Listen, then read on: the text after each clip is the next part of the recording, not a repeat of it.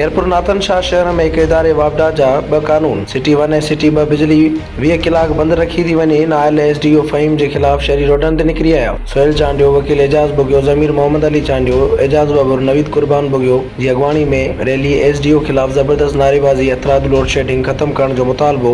ॿी सूरत में Indus highway बंद कयो वेंदो। अगवाननि जो ऐलान आहे। इन्हनि ॻाल्हाईंदे वधीक चयो त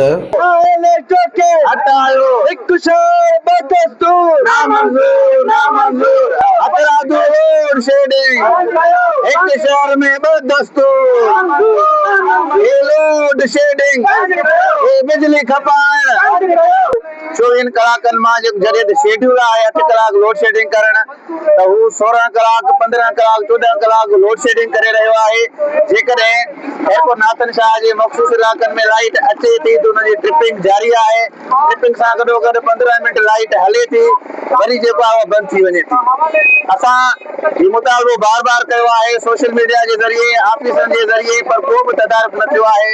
असां सेटको जे आला अख्तियारनि खे इहा अपील बि कयूं था, जॾहिं तव्हां हिकिड़ो शेड्यूल टाइम जो मुक़ररु कयो आहे त आया इहा बिजली किथे खपे थी, किथे वञे थी।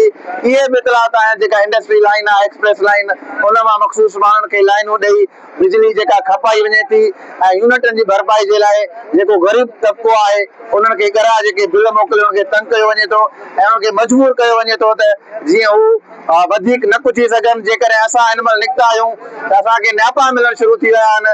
जेके बि एहतजाज कंदा उन्हनि खे असां ॻरा बिल मोकिलींदासीं, उन्हनि खे तरह तरह तकलीफ़ूं ॾींदासीं। असां इन जेके तकलीफ़ुनि जे ख़िलाफ़ कानूनी तरीक़े सां जदोजहद जारी रखंदासीं।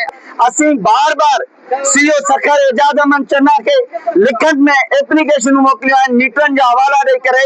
साईं सिटी 2 सिटी 1 में तमामु जेको आहे लोड शेडिंग 18 कलाक वॾी आहे, उन हवाले सां महिरबानी करे नोटिस ॾियो।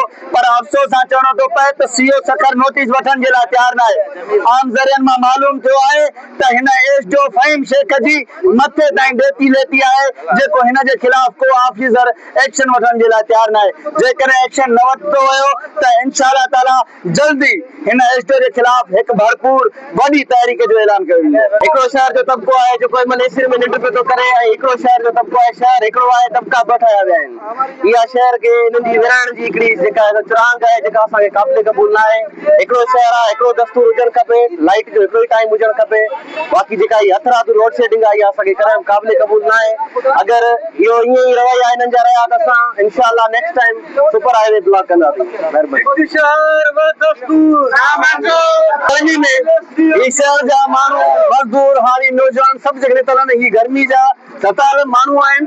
हीअ हालत वरी हेड़ी 50 सेंटीग्रेड गर्मी में हेड़ी हालत में जेको बिजली जी 15 कलाक लोड शेडिंग आहे, 2 मिंट बिजली अचे थी, वरी झटको वरी हली थी वञे। पखा ने हलणी कोन था, वरी बिजली हली थी वञे।